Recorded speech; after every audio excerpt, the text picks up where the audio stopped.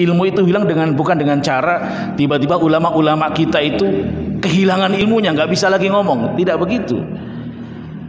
Walakin yanzi'ul ilma biqabdil ulama. Tetapi Allah itu ketika mengangkat ilmu itu dengan cara mewafatkan ulama-ulamanya.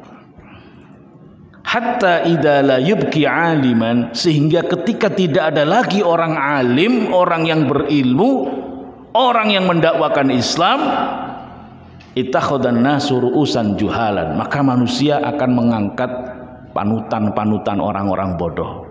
Lalu mereka bertanya kepada dia, fa'aftau bi ghairi ilmin, maka kemudian dia memfatwakan tanpa berdasarkan dengan ilmu, fadhallu wa adhallu, maka dia sesat dan menyesatkan.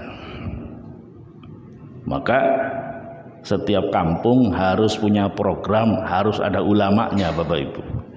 Supaya apa? Nanti dia jadi panutan. Nah, kalau ulamanya sudah meninggal semua,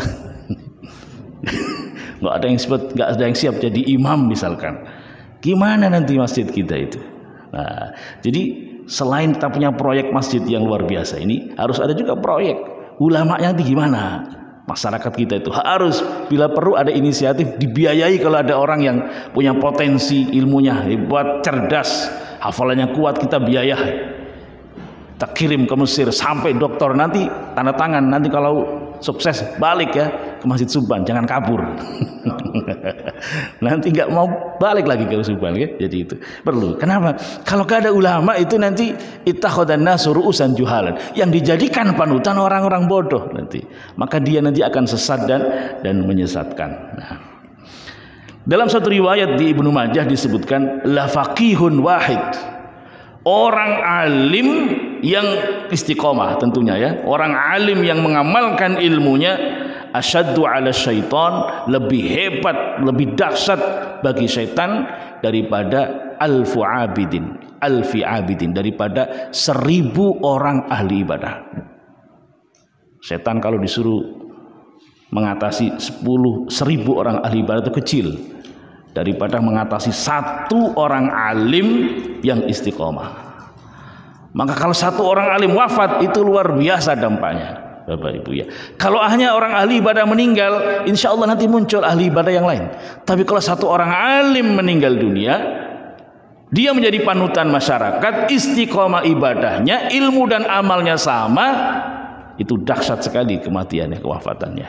Maka semoga wilayah kita ini dan negara kita tidak pernah sepi dari para ulama yang mengamalkan ilmunya, istiqomah, melanjutkan ajaran dakwah baginda Nabi Muhammad sallallahu alaihi wasallam. Jadi faqihun wahid, gak cukup alim. Faqih itu orang yang alim dan mengerti betul agamanya, diamalkan.